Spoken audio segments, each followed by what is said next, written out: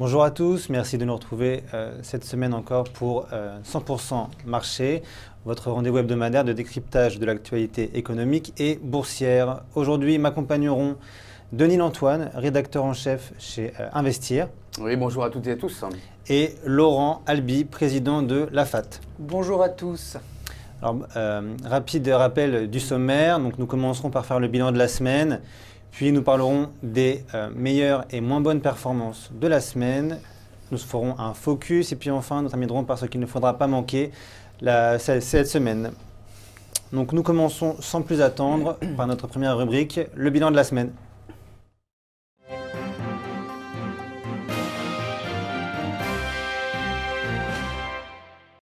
Alors Denis, une semaine calme pour le CAC. Oui, une fois la semaine dernière à la Bourse de Paris, je ne sais pas si c'était le cas aussi pour vous, Laurent, Mathieu, mais effectivement, on attendait quelques grands rendez-vous pour pas grand-chose, malheureusement.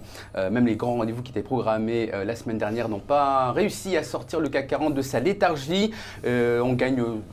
Au bilan, on gagne quand même 0,25 sur la semaine, mais on le doit uniquement à cette séance de vendredi. Sinon, ça aurait été un zéro parfait. Alors, ce que l'on attendait notamment, c'est, comme chaque premier vendredi du mois, ce sont les chiffres de l'emploi aux États-Unis. Habituellement, c'est de nature à réveiller, en tout cas, un petit peu les opérateurs et les marchés.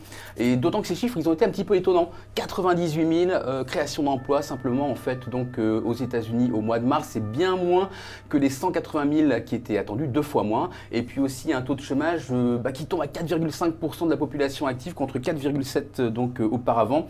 Donc habituellement, ça aurait fait réagir un peu les marchés quand même. Mais bon, on s'est vite rendu compte quand même qu'il y avait un phénomène de conditions climatologiques, donc de météo qui était intervenu, qui avait affecté en tout cas le calcul de ces créations d'emplois. Donc on n'y a pas trop prêté attention. On avait quand même aussi dès le matin en fait un petit peu de géopolitique. Ça fait longtemps qu'on n'en avait pas parlé puisque vous le savez, il y a eu donc ces frappes américaines sur la Syrie dans la nuit de jeudi à vendredi, des frappes surprises. Petite réaction négative du CAC 40, logique le vendredi matin. Mais finalement là aussi ça s'est un peu estompé. Donc on va dire que globalement c'est une semaine un petit peu décevante pour ceux qui sont habitués en tout cas à faire de l'intraday à la Bourse de Paris. Décevante aussi parce qu'il y a peu de volume, peu d'échanges. On le comprend quand même en France, d'ailleurs un peu plus qu'ailleurs dans le monde, parce qu'on a quand même ce point de la présidentielle, les nouveaux sondages qui tombent tous les jours et qui laissent pas craindre, on va dire, mais qui inquiète, en tout cas, tout simplement, au vu de la remontée de certains partis. Et puis d'un match à 4, ce qui serait totalement inédit en France. On n'y est pas encore naturellement, mais en tout cas, on peut penser que les opérateurs étrangers regardent la France avec un œil un peu particulier. Voilà pourquoi, en tout cas, il ne s'est pas passé grand-chose finalement, quand on regarde simplement les chiffres la semaine dernière. D'accord, merci Denis. Est-ce que effectivement, Laurent, on ressent cette espèce de frilosité quand on regarde les charts ?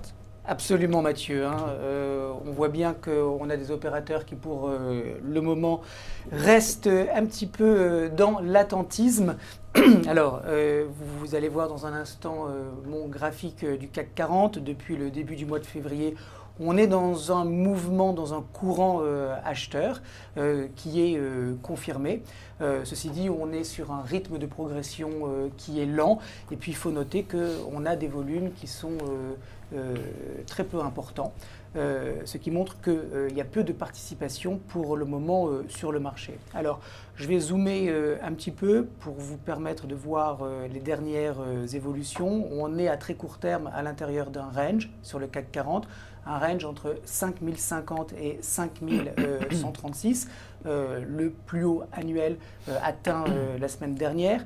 Et pour le moment, on reste dans cette configuration haussière, même si elle est lente, avec, vous le voyez, donc une moyenne mobile à 50 périodes, donc de moyen terme qui accompagne le mouvement, qui est un petit peu loin et qui pourrait peut-être servir de catalyseur lorsque les cours reviendront à proximité de cette moyenne mobile. À signaler également que je vous ai mis en bas un ADX, c'est-à-dire un indicateur qui montre quelle est la puissance de la tendance, et on est sur un ADX qui progresse, vous le voyez, de manière très mesurée. Il est positif, mais ça reflète bien, vous voyez, ce mouvement qui est haussier, mais qui vraiment prend son temps.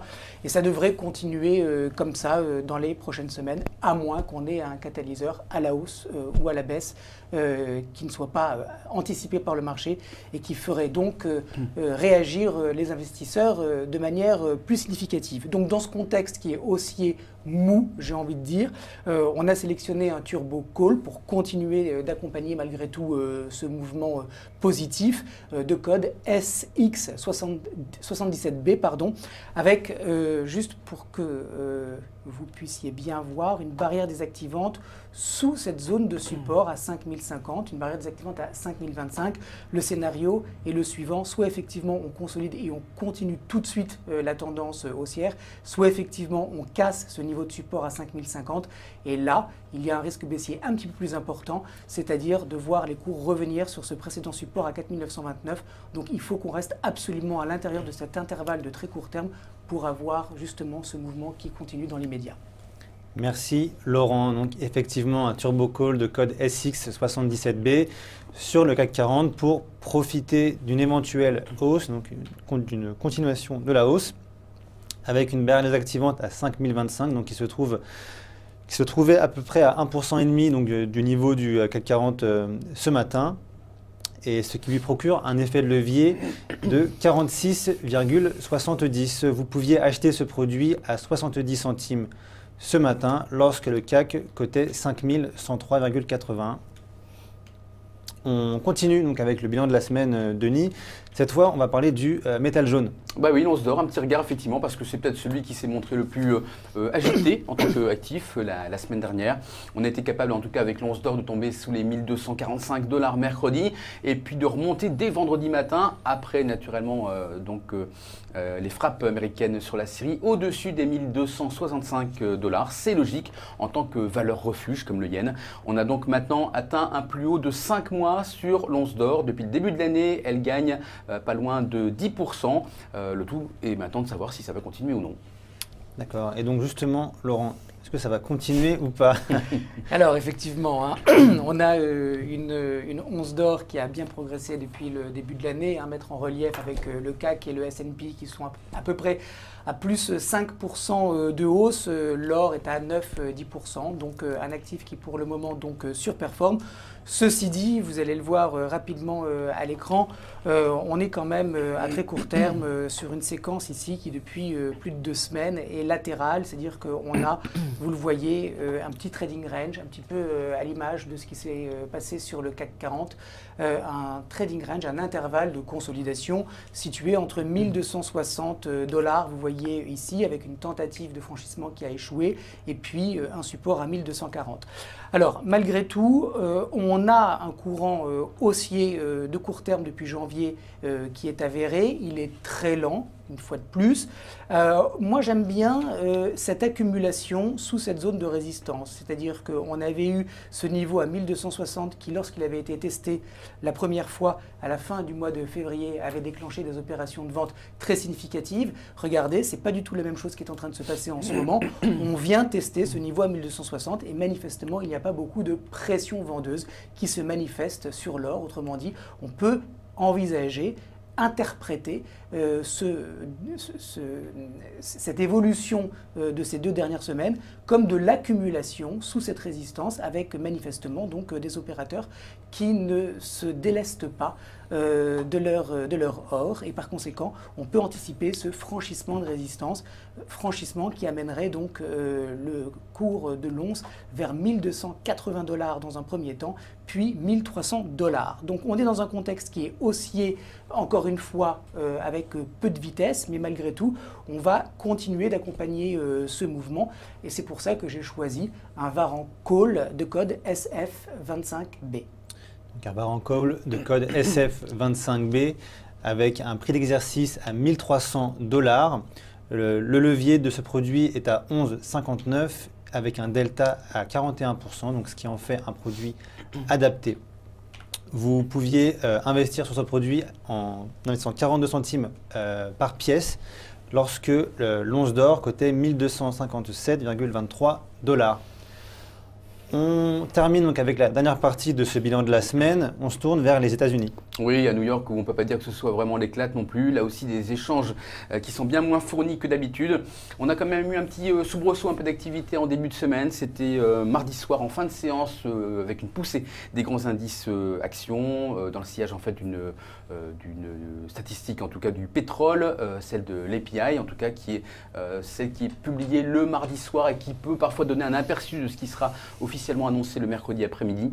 Forte réduction donc des stocks américains de pétrole, ce qui a fait monter donc le brut et ce qui a fait monter donc New York en général. En revanche, le lendemain, retour à la case départ. On a eu un compte-rendu de la Fed de la réunion des 15 et 16 mars où on a appris que la Réserve fédérale allait commencer, en tout cas envisager de commencer à réduire, donc alléger son bilan en cours d'année. Il est actuellement de 4500 milliards de dollars. Ce n'est pas vraiment une grosse surprise. On attendait ce type de décision, mais c'est pas de nature non plus à soutenir les marchés actions. Donc sinon, à part cette petite hausse et cette petite baisse dès le lendemain, pas grand-chose à se mettre sous la dent non plus à New York. D'accord, donc finalement une incertitude à la fois en Europe et aux États-Unis. Un peu partout, effectivement. D'accord, merci Denis. C'est fini avec le bilan de la semaine. On se tourne maintenant vers les tops et les flops, notre prochaine rubrique.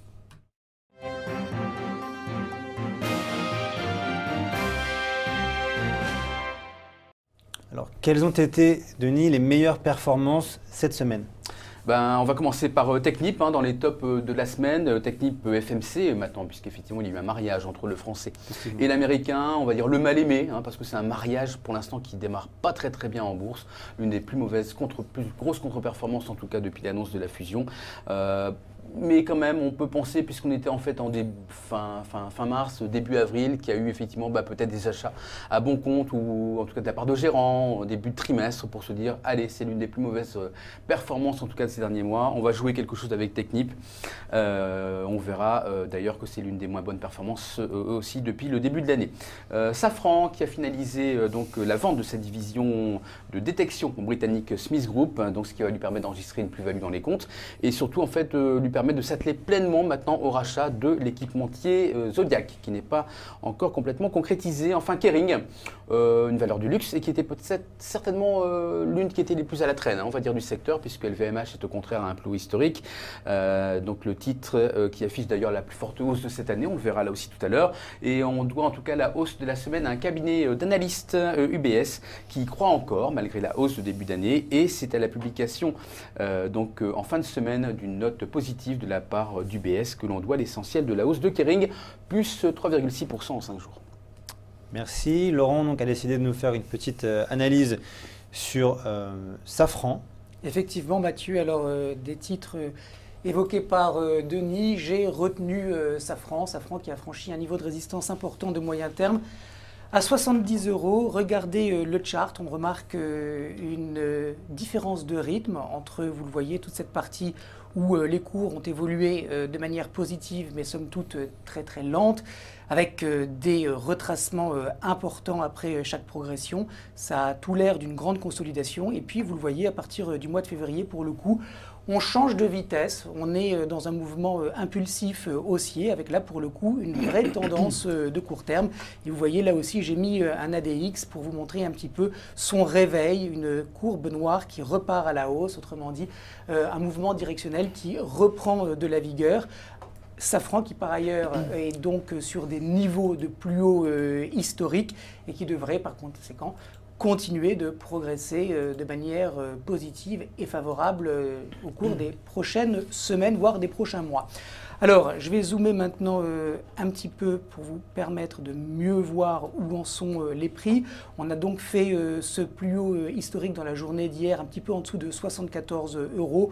On a 2 dojis pour le moment qui sont en formation. Cela signale un petit peu d'incertitude, voire d'indécision de la part des opérateurs, ce qui peut paraître bien légitime après cette belle progression. Il y a des prises de bénéfices qui rentrent sur le marché. Si on avait un petit repli sur Safran, typiquement vers 71,30, 71,40, alors ce serait une opportunité pour rentrer sur le titre et accompagner la tendance. Le stop qui invaliderait ce mouvement haussier de court terme, il est situé sous ce niveau de support à 69,15 €. Safran qui devrait par conséquent continuer sa progression haussière de court terme. Alors dans ce contexte positif de court terme, Pour Safran, nous avons choisi un Varan Call de code SF55B. Effectivement, un Varan Call de code SF55B, donc qui permettra d'accompagner cette hausse du titre Safran avec un prix d'exercice à 78 €, une échéance en septembre 2017. L'effet de levier est légèrement sous les 10, donc à 9,70, et encore une fois un produit adapté puisque son delta se trouve à 32,20. Je me permets de vous rappeler que les Varans et les turbos à échéance s'échangent jusqu'à la veille de leur échéance. Le dernier jour, vous serez obligé de les conserver dans votre portefeuille et d'attendre leur valeur finale. On enchaîne donc maintenant avec les moins bons performeurs donc de cette semaine, donc nos flops. Carrefour. Carrefour qui est un tournant maintenant, sans mauvais jeu de mots, parce qu'effectivement ça ne se passe pas très bien pour le distributeur. Plus forte baisse donc de la séance de vendredi à cause d'une note d'UBS qui dégrade, mais c'est aussi la plus forte baisse depuis le début de l'année, c'est aussi la 5e plus grosse contre-performance de l'année dernière. On en parlera dans notre focus, puisque ce sera en tout cas l'une des valeurs qu'on va étudier. Autre baisse Peugeot, à cause cette fois là aussi d'une note d'analyste, mais plus générale sur l'ensemble du secteur du diesel. Donc c'est même deux notes d'analystes, JP Morgan et Deutsche Bank, qui voit en tout cas l'obligation pour les constructeurs d'aller vers l'hybride au détriment donc du diesel. Et puis, mais l'hybride coûte un peu plus cher que le diesel, donc moins de marge, donc moins de résultats pour les constructeurs. Voilà pourquoi Peugeot n'est plus retenu par JP Morgan ou par Deutsche Bank à cause de cette étude sur le diesel. Et puis Faurecia, c'est tout simplement parce que ça n'est autre que la filiale de Peugeot, donc qui a été importée en tout cas par ce mouvement. Voilà pour les flops. Mathieu. Merci Denis. C'est la fin donc des tops et des flops. On enchaîne vers la prochaine rubrique, la rubrique Focus.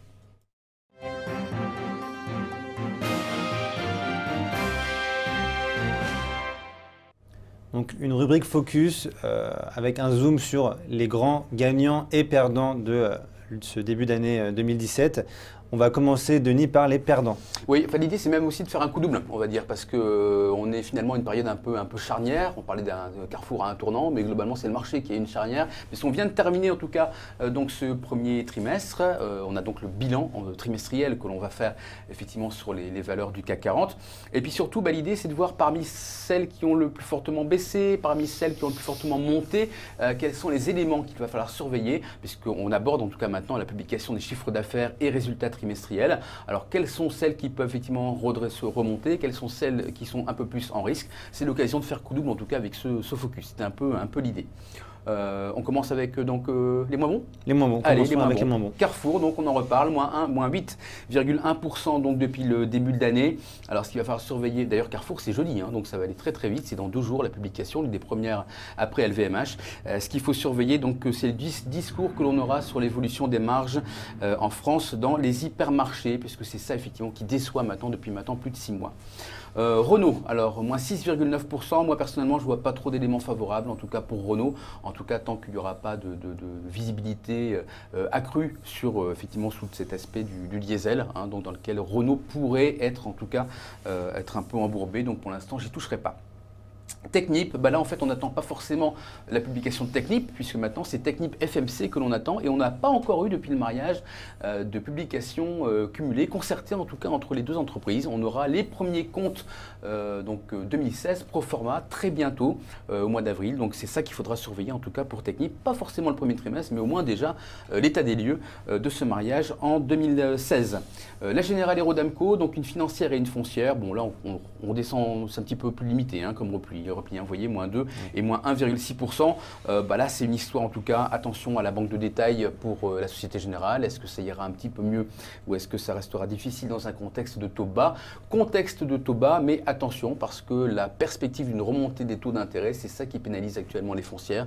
Voilà pourquoi Unibail Rodamco figure parmi les moins bons élèves de ce début d'année. Je n'y toucherai pas non plus beaucoup.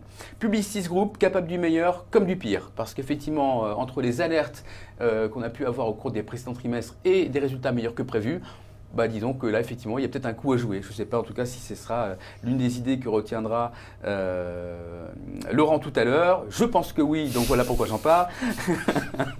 Mais en tout cas, il y a peut-être un coup à jouer sur Publicis.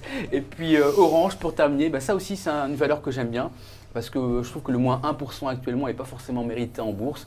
C'est une valeur qui, pour la première fois depuis 5 ans, est capable, au dernier trimestre et sur l'ensemble de l'année, d'avoir donc un chiffre d'affaires en progression et des marges en progression. Ce n'était pas arrivé depuis très longtemps pour Orange. Alors moi je me dirais qu'effectivement, si effectivement il n'y a pas de déception là au cours de ce premier trimestre, et je pense qu'il n'y en aura pas, ça peut être une bonne occasion pour se placer. Merci Denis, donc, qui est en plus de ça voyant, puisque effectivement Laurent a bien choisi de nous parler de Publicis pour son analyse. C'est le hasard. Effectivement. Alors j'ai retenu Publicis parce que à très court terme, il me semble que les cours ont formé une structure intéressante qui peut déboucher sur plus de hausse.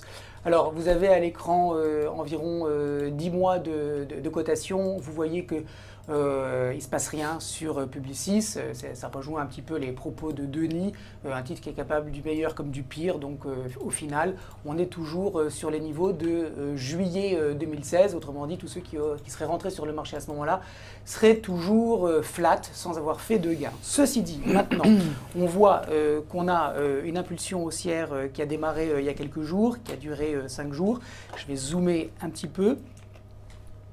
Voilà, vous voyez donc cette impulsion haussière qui a démarré à partir de ce niveau à 61,30, impulsion haussière qui a débouché sur une consolidation bien construite en forme de drapeau. Alors en analyse technique, quand on a ce genre de consolidation bien compacte, bien ramassée, qui vient après la formation d'un mât, on anticipe donc la sortie par le haut de cette figure et donc on pourrait avoir effectivement des cours qui repartent à la hausse. Si nous faisons la projection de la hauteur du mât qui précède la formation du drapeau, on arrive sur un niveau aux alentours de 68,65 €. Autrement dit, on est sur Publicis dans un contexte de moyen terme qui est très mou, et en revanche, à très court terme, qui est beaucoup plus nerveux et qui pourrait donc déboucher sur une appréciation des prix significative. Le signal que j'attends, c'est la sortie de drapeau. Je rezoome pour vous, vous voyez, parce que le risque, c'est que ce drapeau continue et que ce ne soit plus un drapeau, que ce soit une consolidation plus importante. On arrive sur un niveau de 38% du mât. C'est bien, c'est un bon niveau. C'est à partir de ce genre de niveau que normalement l'impulsion haussière doit reprendre. Autrement dit, on va surveiller sur Publicis la sortie avec une clôture au-dessus de ce flag pour une continuation donc de l'appréciation des cours. Donc sur Publicis à court terme positif et donc on a choisi un Varan Call de code TD73B. Un Varan Call de code TD73B avec un prix d'exercice à 68 €. Échéance septembre encore une fois, un delta à 36,45, donc toujours un produit adapté. L'effet de levier est moins important donc, que les précédents produits, il se trouve à 8,69 et vous pouviez acheter ce produit à 54 centimes, prix unitaire, lorsque l'action cotait 64,39 €. On continue donc avec, quand il y a des perdants, il y a toujours aussi des gagnants. Oui, donc effectivement, des grands gagnants et donc là attention parce que la moindre déception pourrait effectivement ramener en tout cas ces actions vers leur niveau d'équilibre par rapport au début de l'année. En tête Kering, donc plus 17%, on le disait tout à l'heure, peut-être celle qui était d'ailleurs la plus en retard dans le secteur du luxe.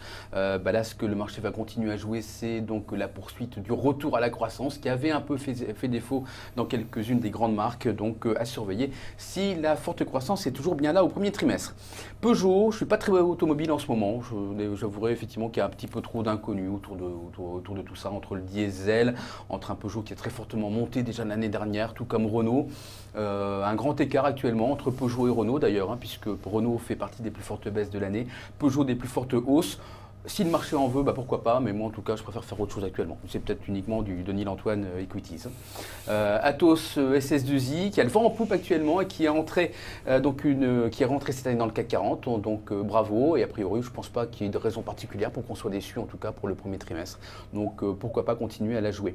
Vinci, ça c'est l'équilibre parfait depuis un peu plus d'un an maintenant pour la bourse, entre de la construction en Europe, c'est là où il faut être actuellement, et puis des concessions autoroutières, c'est du cash flow garanti, donc je dirais que c'est une autoroute pour une autoroute en bourse. Donc tant qu'il n'y a pas de forte hausse des taux, aucune raison en tout cas de remettre en cause le parcours de Vinci. Je ne vois pas non plus forcément de mauvaises nouvelles de la part de cette action LVMH. C'était la première à publier, donc hier, elle était au plus haut historique. Et bien, il y en a un nouveau ce matin, parce que les résultats, en tout cas, le chiffre d'affaires est supérieur aux attentes dans toutes les divisions. Donc, pour l'instant, pas de déception sur cette première publication. Airbus, là, des entrées de commandes qui ne sont pas très bonnes actuellement. Une valeur qui continue, une entreprise qui continue de souffrir, en tout cas, de son activité militaire. La 400M, toujours des dépréciations. Là non plus, moi, je pense qu'il y a, bon, effectivement, c'est une valeur dollar. Certains la jouent en tout cas comme tel. On n'est pas très loin des plus hauts historiques non plus. Je suis pas forcément. Il y a peut-être mieux à faire en tout cas pour moi. Mais je me trompe là aussi peut-être. Accor Bouygues, Bouygues que j'aime en tout cas pour le dernier redressement opéré dans les télécoms. Donc pourquoi pas. Et Valeo. Alors Valeo, c'est peut-être l'exception dans le secteur automobile parce que c'est certainement celle qui est la plus belle croissance bénéficiaire des équipementiers automobiles. C'est aussi l'une de celles qu'on retrouve à un plus haut historique après avoir explosé en bourse au cours de 5 ans et être rentré au CAC 40. Alors poursuivre au sein du CAC 40 quand on a fait 5 ans d'explosion en bourse et être au plus haut historique, c'est très rare. Donc en tout cas, Valeo qui est effectivement la plus belle valeur en tout cas dans le secteur automobile pour moi. Valeo, une perle rare dont Laurent a décidé de nous parler. Eh oui, mon point de vue converge avec celui de Denis parce que c'est très bien construit. Alors on est sur des facteurs totalement différents que ceux évoqués par Denis. D'un point de vue technique, vous voyez une tendance qui j'ai envie de dire, qui est mesurée. C'est-à-dire qu'on n'est pas sur une croissance, une progression des cours parabolique. Non, c'est très construit, c'est bien ordonné. Elle est pépère, Valeo, mais elle monte tout le temps. Regardez ce graphique. J'ai pris soin de vous montrer les niveaux de support et de résistance qui, à chaque fois qu'ils étaient franchis, indiquaient une polarité. Vous voyez, c'est vraiment comme un escalier avec de grandes marches. Et pour le moment, vous voyez, on a fait un sommet historique. On a eu des petites prises de bénéfices, mais là encore, regardez, c'est très très contenu. On a manifestement des opérateurs qui sont là pour longtemps et qui accompagnent dans la durée la progression du titre. Une belle progression sur Valeo à moyen et long terme. Et donc on a cette moyenne mobile à 50 périodes qui épouse presque parfaitement les creux, qui elle aussi, regardez comme elle est régulière, elle monte de manière vraiment très linéaire. Et on a par conséquent un titre qui devrait continuer de progresser avec des objectifs tout théoriques puisqu'on est sur des sommets historiques, donc sur des zones de prix qui n'ont jamais été abordées jusqu'à maintenant. Donc le prochain niveau de prix vers lequel les cours devraient se diriger lors des prochaines semaines, c'est ce 68 € qui est donc une projection faite à partir des précédents supports et résistances. Donc Valeo qui continue donc un très beau parcours et qui pour le moment ne donne pas de signe de fatigue et par conséquent pour toutes ces raisons nous avons choisi un Varan Call, vous l'avez compris, de code TF39B. Effectivement, donc toujours pareil, donc si vous souhaitez profiter de la hausse du titre Valeo, donc c'est sur le Varan Call TF39B qu'il faut se tourner. Je vous laisse prendre en note les paramètres du produit. J'en profite moi pour vous rappeler qu'il est important de se former avant d'investir, de bien choisir vos produits et surtout ceux sur lesquels vous sentez le plus à l'aise. N'hésitez pas à aller sur notre site web, donc produitsdebourse.bnpparibas.fr. Nous avons à votre disposition des brochures pédagogiques et n'hésitez pas aussi à nous appeler donc, au numéro vert 0800 235 000. Nous répondrons à vos questions. On termine donc cette émission avec la dernière rubrique, la rubrique à ne pas manquer.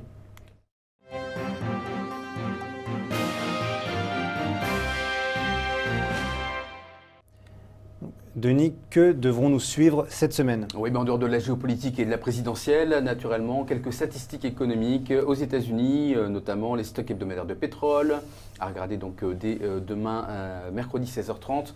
Les prix et la production de mars, l'indice de confiance du consommateur selon l'Université du Michigan pour avril, pas très important.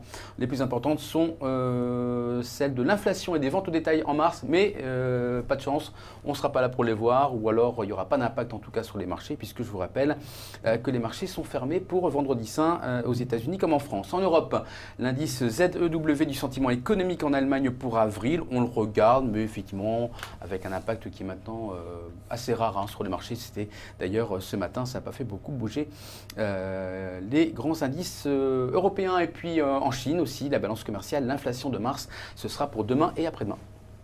Merci Denis. Côté entreprise. Oui, c'est le début donc, des grandes publications au sein du CAC 40. On a eu donc LVMH hier. Carrefour, je vous rappelle, c'est donc jeudi, dans 2 jours. Sodexo pour des résultats semestriels, c'est un exercice décalé. Et Faurecia, dont on parlait tout à l'heure, la filiale de Peugeot. Les assemblées générales qui commencent, le même LVMH, donc 2 jours après la publication. 3 jours après la publication des résultats, ce sera jeudi également, TF1 et CNP Assurance. Enfin, à l'international, grand rendez-vous pour jeudi avec les premières grandes publications trimestrielles. Ce sera comme à l'habitude en tout cas, des bancaires, Citigroup, JP Morgan et Wells Fargo, JP Morgan qui fait partie du Dow Jones, je vous le rappelle. Enfin, le britannique Tesco. Merci Denis, merci également à Laurent donc, pour ces analyses. C'est malheureusement la fin de l'émission, mais ne soyez pas tristes, nous revenons la semaine prochaine avec Falco, donc, qui sera là normalement à ma place. En attendant, jeudi, c'est Laurent aussi qui fait son retour pour les webinaires revues techniques des marchés, avec moi-même donc à 17 h. Je vous souhaite à tous une très bonne fin de journée et une excellente semaine. À bientôt. Au revoir.